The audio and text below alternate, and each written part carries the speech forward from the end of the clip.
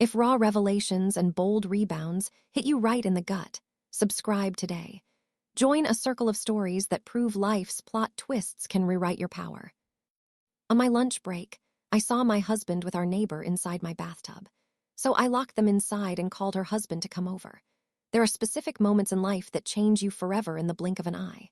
They are these shattering instants where everything you thought you knew about your world crumbles right in front of your face, leaving you standing in the wreckage. Mine arrived on a completely ordinary Tuesday when I decided to drive home to pick up some paperwork I had foolishly left behind. Before I go any further with this story, I would love to know where you are watching from today. Please write your city or state in the comments below, because I absolutely love discovering how far these life-changing stories travel. My name is Sarah Thompson, and I was a 34-year-old woman who truly believed she was living a perfect life. I had 8 years of marriage under my belt and a beautiful townhouse in a quiet subdivision just on the edge of the city. I had neighbors that I considered close friends. I worked as a claims adjuster for a major insurance company, and my routine was predictable, comfortable, and safe. That morning, I had rushed out the door in a frenzy just like I always did. Michael Harris, my husband, stayed behind in his home office, which is what he had been doing for the last few months. Welcome to Greta's Stories, where I share new life stories every single day. If you subscribe and like my video, it really means the world to me. Now, let us get back to the story that I am sure will keep you hooked until the very end. I will see you tonight, honey. Michael shouted to me from his study as I closed the front door. I never in a million years could have dreamed that those would be the last normal words spoken between us. What I was about to discover upon my return would not only destroy my marriage, but it would alter my entire sense of self forever. My life was like a well-oiled machine, precise, organized, and without surprises. Every morning at 6:30, I brewed the coffee while Michael took his shower.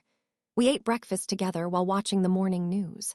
I drove to work and he stayed in his makeshift office in our guest room. We lived in a 2-story house in a manicured cul-de-sac. I had chosen every piece of furniture, every paint color, and every decorative detail with almost obsessive care. It was my sanctuary, the place where I felt safest in the world. The neighbors were like family, especially Amanda Lewis, who lived directly across the street with her husband David and their 2 small children. Amanda and I had become very close since they moved in 3 years ago. We drank coffee together on Sundays and borrowed ingredients from each other while cooking dinner. I watered her flowers when they went on vacation. I trusted her completely. I trusted Michael completely. I trusted my life completely. That blind trust would turn out to be my greatest mistake and paradoxically my greatest gift. That morning, there was something different in the air, but I could not put my finger on exactly what it was. Michael seemed more nervous than usual during breakfast. He was constantly checking his phone, and when I asked him if everything was okay, he just gave me evasive answers. I drove to the office with a strange knot in my stomach. All morning while I was processing insurance policies, I could not shake this feeling of unrest. I called Michael to see if we should grab lunch together, but his line was busy. As I was sorting through some files, I realized I had left important documents at home, documents that I absolutely needed for an afternoon meeting. I had no choice but to drive back to get them. I told my boss I needed to step out for an hour to handle a personal matter. The drive from the office to my house took barely 15 minutes. I thought I would just run inside, grab the papers, maybe grab a quick bite with Michael, and then head back to work. Life has a cruel way of laughing at our simplest plans. When I pulled up to the house, the first thing I noticed was Amanda's car parked in my driveway. That is strange, I thought, because she always parked in front of her own house directly across the street. I unlocked the front door with my key and the silence hit me immediately. The house was too quiet for 2 people to be inside. Michael always listened to music when he worked, and if Amanda was visiting, I would expect to hear laughter or conversation. Michael, I called out from the hallway. No one answered. I walked into the kitchen thinking maybe they were in the backyard, but there was no sign of them. Their shoes were not in the hallway, which was customary when Amanda visited. The breakfast dishes were still in the sink exactly how I had left them that morning. Then I heard something that made the blood freeze in my veins. It was the sound of running water in the master bathroom that I had shared with Michael for 8 years. My first instinct was to think Michael was just taking a shower, but something did not fit. Where was Amanda? Why was her car here if she was not? The questions multiplied in my mind as I climbed the stairs, unaware that every step was bringing me closer to the moment that would divide my life into a before and an after. I walked upstairs with my heart racing, trying to find a logical explanation. Maybe Amanda had come over to borrow something, and Michael offered her our bathroom because hers was broken. Maybe there was an emergency, and she needed to shower for some reason I could not comprehend. My mind clung desperately to any explanation that would keep my happy world intact. I walked down the hall to our bedroom. The door was cracked open, and the sound of the water was louder. But now I could hear something else. Voices, quiet, whispering, intimate voices. My hand shook as I approached the door. Part of my brain screamed at me to stop, to turn around and go back to the office to pretend I had never been here. Do not open that door, because deep down I knew that what I would find on the other side would change everything forever. But the other part of me, the part that needed to know the truth, no matter how much it hurt, pushed me forward.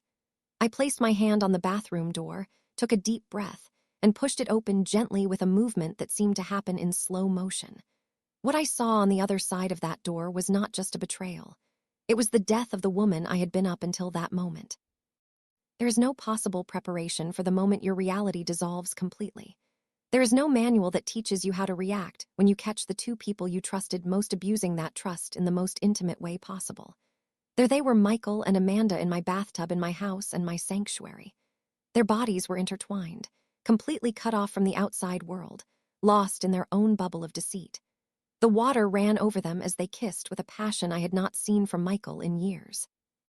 His hands roamed over her body with a familiarity that could only mean one thing. This was not the first time. For a moment, I was paralyzed. My brain refused to process what my eyes were seeing. It was like I was watching a movie. Something that could not be real, that could not be happening in my life. But then Amanda opened her eyes and saw me standing in the doorway. Her face shifted in a split second from lust to pure horror. Michael followed her gaze, and when he saw me, he froze. "Sarah," he muttered, as if saying my name could magically undo what had just been revealed. In that moment, something broke inside me, but it was not what I expected. It was not my heart that broke. It was the chains of the submissive and trusting woman I had been until then. I did not scream. I did not cry. I did not collapse like they probably expected. A strange, almost supernatural calm took possession of me. It was as if I had stepped out of my own body and was watching the scene from above, completely detached from the emotions I was supposed to feel. "Stay exactly where you are," I said with a voice I did not recognize as my own. It was cold, controlled, and powerful. Michael tried to climb out of the tub. "Sarah, wait. I can explain." "Do not move," I repeated, and something in my tone made him stop immediately. I closed the bathroom door with a decisive movement, and without hesitating for a second, I turned the key in the lock. The click of the lock echoed like a gunshot through the silence. "Sarah, what are you doing?" Amanda's voice sounded panicked from the other side of the door. "Stay in there and think about what you have done," I answered, surprising myself with the coldness of my words. "In the meantime, I am going to make a few phone calls." I walked to my nightstand, picked up my cell phone, and looked for a number in my contacts. A number I had dialed hundreds of times for trivial things.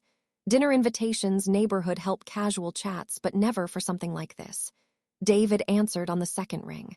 "Hello, Sarah. How are you?" "Hello, David," answered with the same terrifying calm. "I need you here at my house immediately. There is something you need to see." While I waited for David to arrive, I sat on the edge of the bed, the same bed I had shared with Michael for 8 years, and I let the reality hit me with full force. The signs had been there all along. Michael working from home more often, his visits to the gym getting longer and longer, the way he had been putting his phone away lately when I came near the extra showers he took to relax after work. And Amanda.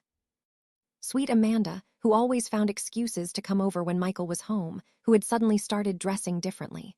More flirtatious, especially on the days I was working. She knew details about Michael's routine that I had never told her. Desperate whispers came from the bathroom along with the sound of them gently knocking on the door. "Sarah, please, this is insanity," Michael said. "Let us out so we can talk like adults." Adults. The word made me laugh. Adults were the ones sleeping with the neighbor's wife in their own wife's house. Adults were the ones constructing elaborate lies to hide their betrayal. My phone vibrated.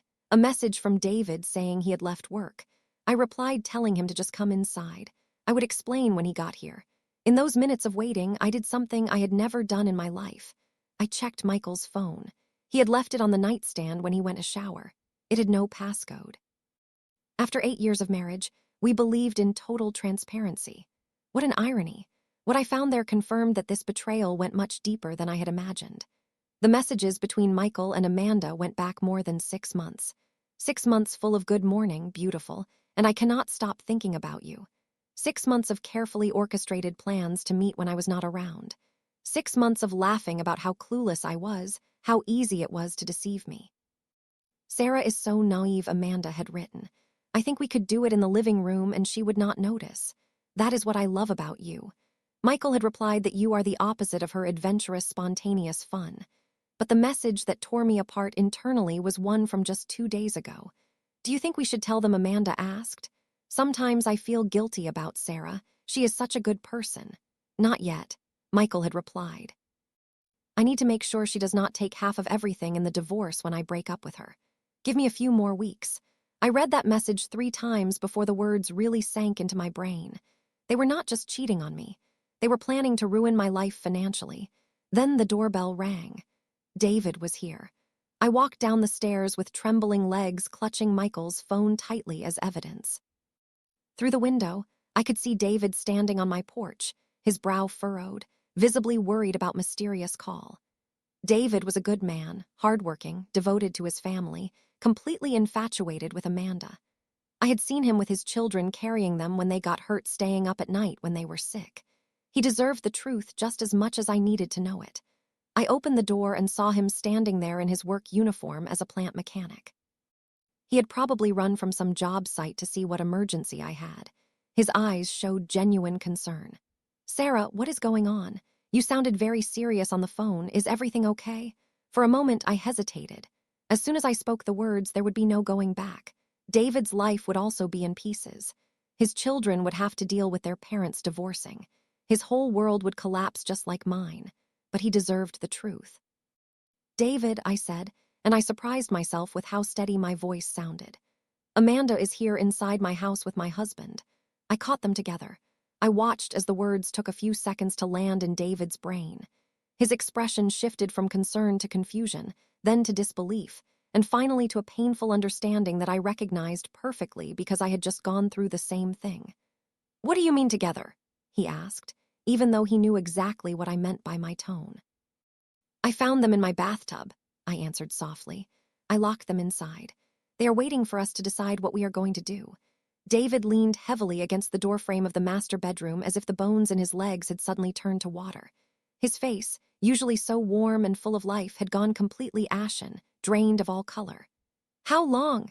He murmured, his voice barely audible over the humming of the air conditioning. I handed him Michael's smartphone without saying a word. According to what I had just read, it had been going on for at least 6 months, perhaps even longer. As David scrolled through the thread, I watched his world disintegrate in real time. It was the same hollow look I must have worn only minutes prior. That same devastating mixture of disbelief and betrayal, the sickening realization that the life you thought was solid ground was actually quicksand. "Oh my God," he whispered, bringing a trembling hand to his mouth. The kids. Sarah, how am I supposed to explain this to the kids? It was the first time since walking into that bathroom that I witnessed someone else experiencing the raw, jagged edge of this pain, and strangely, it made me feel less alone in the nightmare. We moved downstairs to the living room, needing to get away from the physical proximity of our spouses. We sat on my beige sectional, surrounded by framed memories that now felt like they were mocking us. There were photos of Michael and me cutting our wedding cake, photos of our 2 families on vacation together in Myrtle Beach, and snapshots from Christmas parties where we were all laughing in matching pajamas like one big happy clan. It had all been a performance. I need to understand, David said, his voice cracking. When did this start? How could I have been so blind? We huddled together over Michael's phone, scrolling back to create a timeline of the treason. The first romantic exchange had happened the night of a dinner party right here in this house. I remembered that evening perfectly because we had laughed until our sides hurt. We had played spades and finished 3 bottles of wine. Apparently, after David and I had gone to sleep, Michael had walked Amanda back to her house, and that was where the line was crossed. A kiss on her front porch while her children slept upstairs and her husband trusted her completely. The messages revealed a sordid map of their infidelity.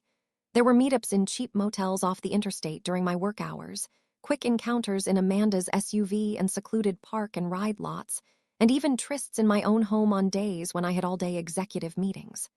"Look at this," David said, pointing to a timestamp with a shaking finger. "Last Saturday, I took the boys to the zoo because Amanda said she had a migraine. I felt a wave of nausea."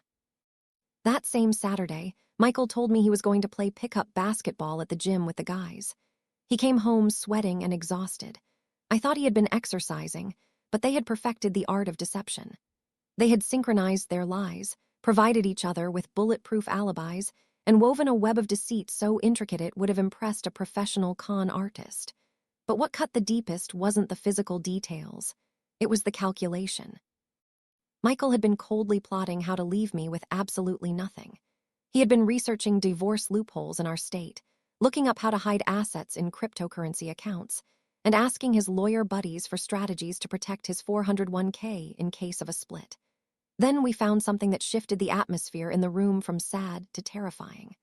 Among the most recent texts, we discovered that Michael and Amanda weren't just planning their respective divorces.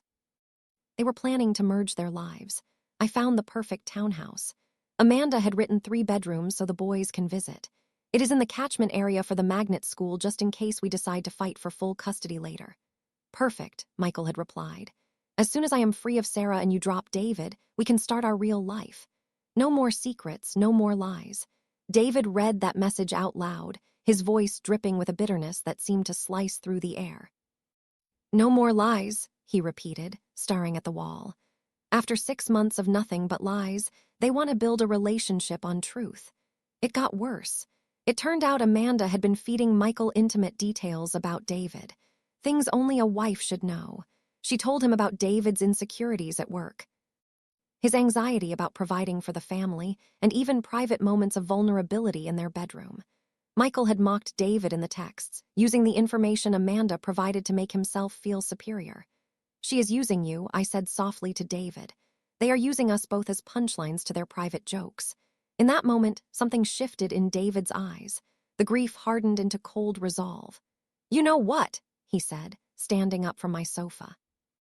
"It is time we go upstairs and have a conversation." We stayed seated for just a second longer. Sarah and David, 2 victims of the same crime, bonded by a trauma we never asked for. It was strange how suffering could forge an instant connection between 2 people who, until an hour ago, were just polite neighbors who waved at the mailbox. "You know what hurts the most," David said, staring at a photo of our 4 families grilling in the backyard. "It isn't just that she cheated.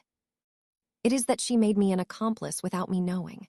Every time I let her come over here because she said Sarah needed company.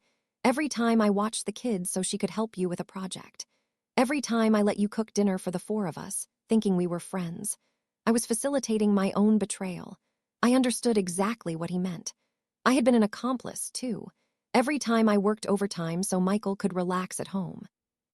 Every time I defended Amanda when David complained she was going out too much. Every time I celebrated how lucky I was to have such wonderful neighbors. It is not our fault, I said, saying it as much for myself as for him. We operated with integrity. They chose to betray us. David nodded slowly. But now we get to choose how we respond. He was right. This was our moment to decide who we would be in the wreckage.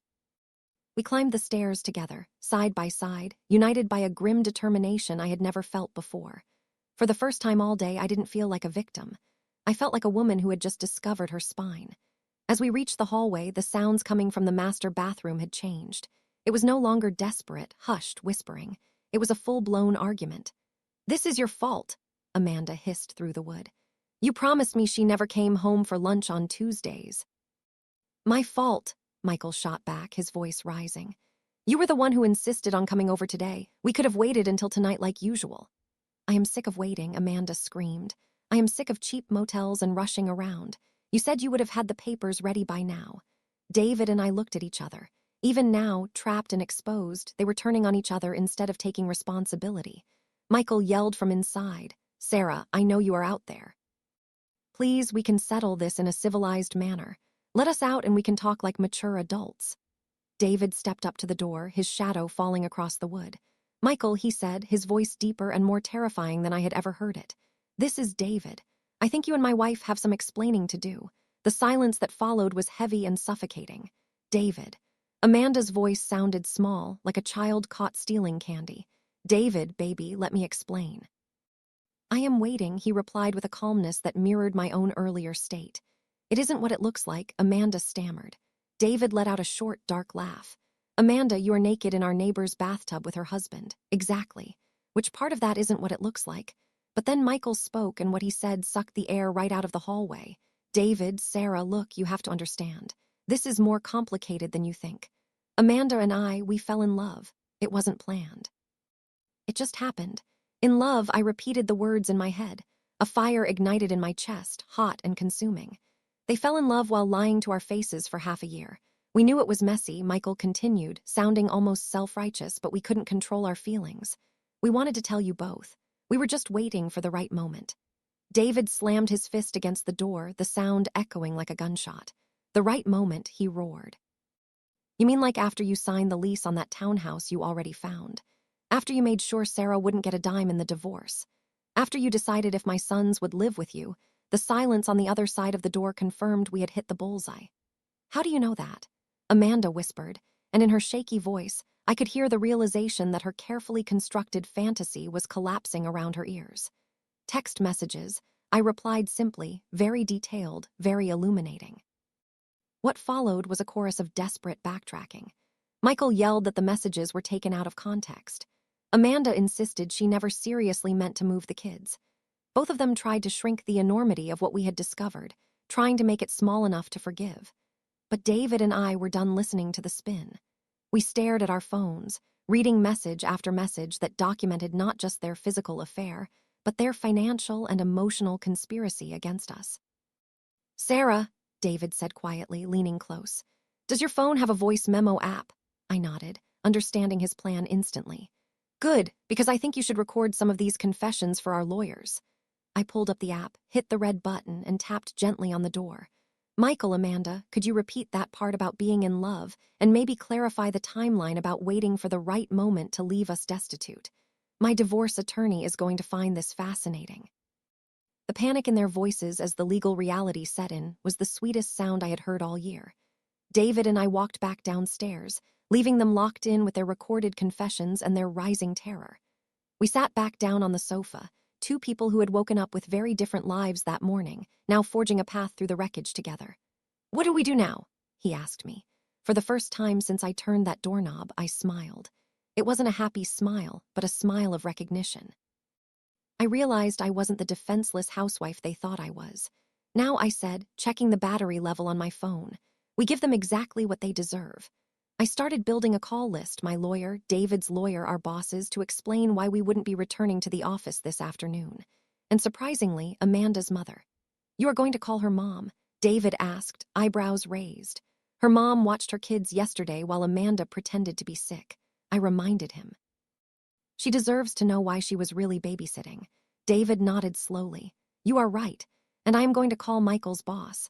I'm sure he will be interested to know why his VP of sales has had so many doctor's appointments lately. It was time for the consequences to catch up with the actions. Over the next hour, David and I orchestrated a campaign of total transparency. First, the lawyers. My attorney was practically giddy when I described the evidence. Sarah, this is gold, she told me. Documented adultery, conspiracy to hide assets, and confessions on tape. Michael won't be able to dictate a single term. David's lawyer was equally optimistic about his custody chances. Then came the harder calls. Amanda's mother was devastated when I explained why her daughter's marriage was ending. I always felt something was off, she confessed, her voice trembling. Amanda has been so distant, so secretive. Michael's boss reacted with professional fury when he learned his employee had been faking medical emergencies to meet a married woman. That is a violation of company ethics, and it is essentially theft of company time, he assured me. There will be immediate HR implications, likely termination for cause. While we made these calls, the noise from the bathroom intensified. Michael and Amanda had cycled from making excuses to begging, then to threats, and back to pathetic pleading. "Sarah, please," Michael shouted, his voice. "8 years of marriage has to mean something. We can go to counseling. We can fix this."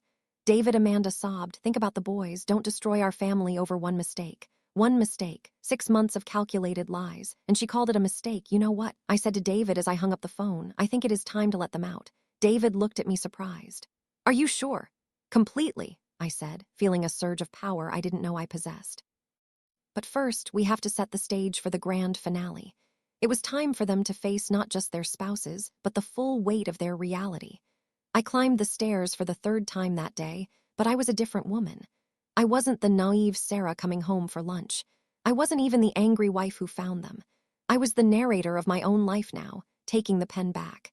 David followed me and we stood before the bathroom door. The noise inside had stopped. No more begging, just a heavy, dreadful silence. The sound of people realizing their world had ended. Before I turned the key, I looked at David and said, "I want you to know something." That experience changed me forever, and certainly not in the way they expected. David nodded at me from across the hallway, his eyes reflecting the same steel resolve I felt hardening in my own chest. He told me quietly that this nightmare had shown him he was stronger than he ever believed possible, and I knew exactly what he meant. I reached into the pocket of my jeans and wrapped my fingers around the cold metal of the key. It was the same key I had turned in a blind panic just an hour ago, an instinctive act of self-defense when my world was collapsing. But now, as I held it tight, the jagged edges digging into my palm, it represented something entirely different. It was no longer a tool for hiding. It represented my conscious, deliberate decision not just to open a door, but to unlock a terrifying and beautiful new chapter of my life. I took a deep breath that filled my lungs with a sudden surge of clarity.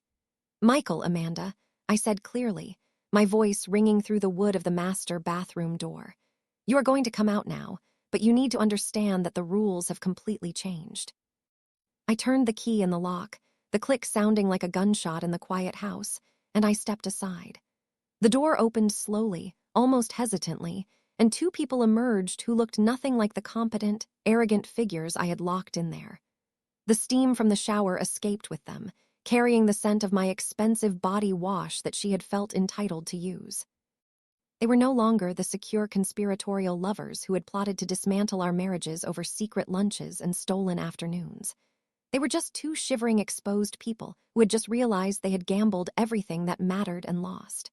Michael came out first, wrapped hastily in one of our plush white bath towels. His eyes were red and rimmed with panic, wearing the expression of a man who was finally calculating the true cost of his arrogance. Amanda followed him, clutching a matching towel around her chest, trembling violently. She was shaking, not just from the damp cold of the air conditioning hitting her skin, but from the crushing realization that her life, as she knew it, was effectively over. Michael reached his hand out toward me, a reflex of 8 years of intimacy, but I recoiled as if he were made of fire. "Do not touch me," I said. My voice was calm, dangerously calm, a tone I had never heard come out of my own throat before. "You have absolutely no right to ever touch me again." David stood beside me, a towering pillar of judgment. Amanda tried to speak, her voice cracking. "David, honey, please just let me explain." David raised a hand, stopping her before she could spin another web. "There is nothing to explain, Amanda." And he set his voice flat and devoid of the warmth she was used to. "You have already explained everything very clearly in your text messages. You explained it in your coordinated plans to move in together. You explained it in the way you laughed about how clueless Sarah and I were. We had seen them naked in every sense of the word. We had seen them physically exposed in my bathtub, but more importantly, we had seen them emotionally naked in their begging and morally naked in their pathetic excuses. They held no power over us anymore because they held no mystery. The secrets that had fueled their affair were now the ammunition for their destruction. "Sit down," I ordered, pointing to the edge of the king-sized bed that Michael and I had shared for nearly a decade. "Sit down because you are going to listen to exactly what is going to happen next." They sat on the edge of the mattress like scolded school children, and for the first time in 8 years of marriage, Michael did not argue with me. He did not question my authority or try to gaslight me into thinking I was overreacting. He was finally listening, but it was far too late for it to matter. First, I began packing slowly in front of them, watching them shrink under my gaze. You will both get dressed, and you will leave my house immediately. Michael, you can come back tomorrow to get your essential belongings, but you will only step foot on this property with a police escort or a neutral witness. I am changing the locks tonight. Second, I continued feeling every word stitch a piece of my dignity back together. Our lawyers have already been briefed on the entire situation. The text threads the audio recordings of your confessions through the door. The timeline of your financial maneuvering to hide assets. Everything has been documented and backed up to the cloud. Michael, your little fantasy of leaving me with nothing during the divorce has just turned into your legal nightmare. I watched the color drain from his face, leaving him looking pale and sickly. Sarah, surely we can come to a civilized agreement, he stammered, trying to find his footing. Civilized? I repeated the word, tasting bitter on my tongue. How was it civilized to spend 6 months planning how to ruin my financial future? How was it civilized to mock me in private messages while eating the dinner I cooked? How was it civilized to use our home, our bed, and our life as a stage for your betrayal? David stepped forward, taking over the narrative with a cold precision.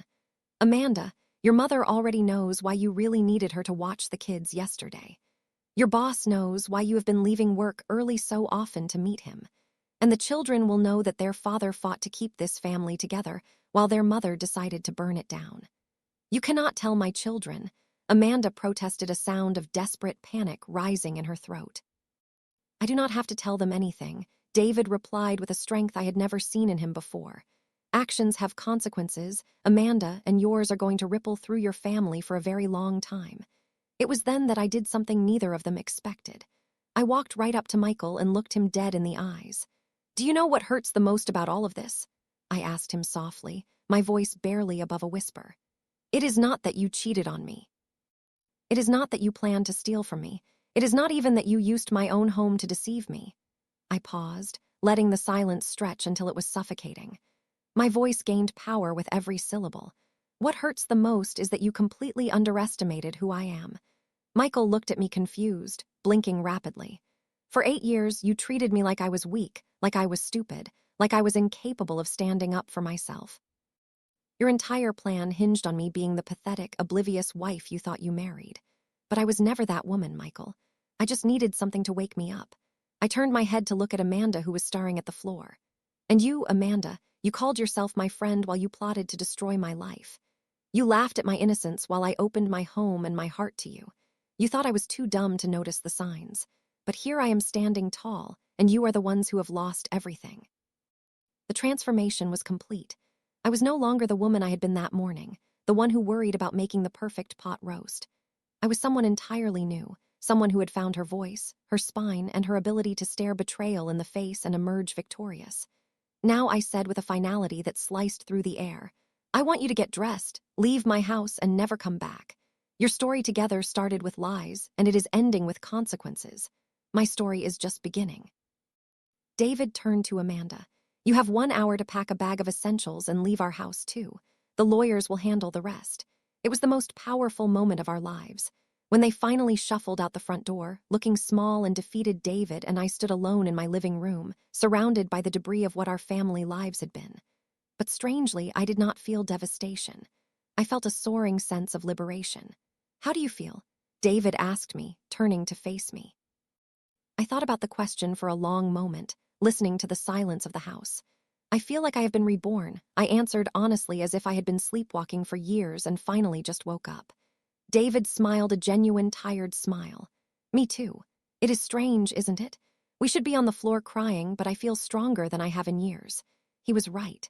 The betrayal, as agonizing as it was, had been the catalyst we needed to discover who we really were.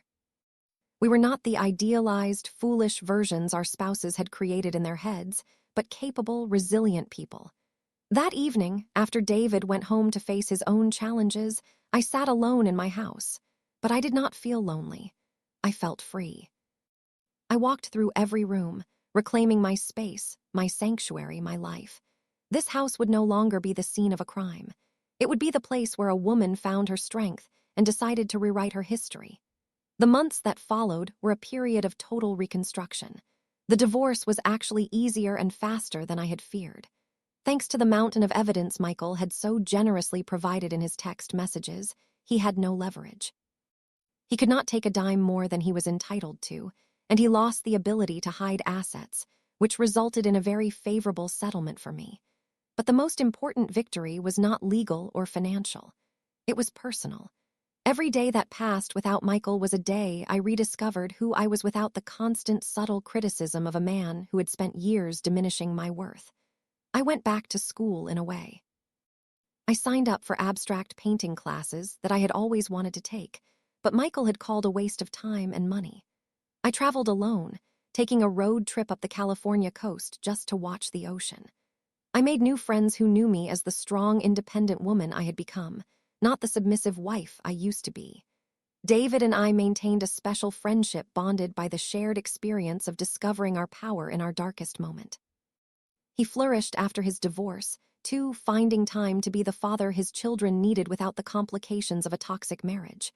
1 year after that Tuesday, the day I started calling the awakening, I ran into Michael at the grocery store. He looked older, tired, and worn down. His relationship with Amanda had not survived the guilt, the shame, and the financial ruin brought on by their own actions. "Sarah," he said, stopping his cart near the produce section. "I wanted to tell you that I am sorry for everything." I looked at him and realized with a jolt that I felt nothing. No anger, no love, no hate, just indifference. "I know," I answered, realizing it was true. "But I do not need your apology, Michael. Your betrayal gave me the greatest gift you could have ever given me. It showed me who I really am. Today, as I share this story with you, 2 years have passed since that Tuesday that changed everything. My house has been completely renovated. Not just physically with new paint and furniture, but energetically. It is now truly my sanctuary filled with art. I have created books that inspire me and memories of adventures I took on my own. The betrayal did not define me. My response to the betrayal defined me. I have learned that sometimes the most devastating moments of our lives are actually the most liberating.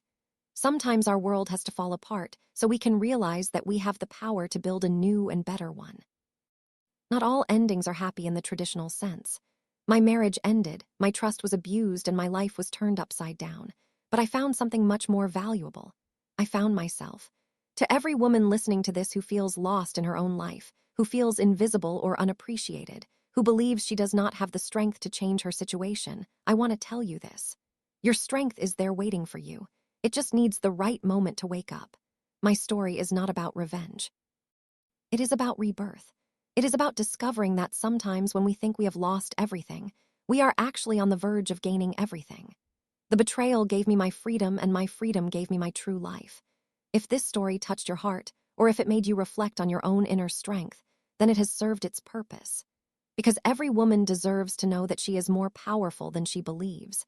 It has been a true pleasure to have you here and to be able to share my journey with you. If you enjoyed my story, please show your support by liking this video and subscribing to my channel. Let's see how strong our community can grow. Feel free to write in the comments what city you are listening from and what time it is there. I am always so curious to see where all you wonderful people are tuning in from. If you want to support me further, you can also check the link in the description on my channel. I share new life stories every single day just for you. Right now, 2 of my most popular stories are appearing on your screen, so you can keep listening right away. Take care of yourselves.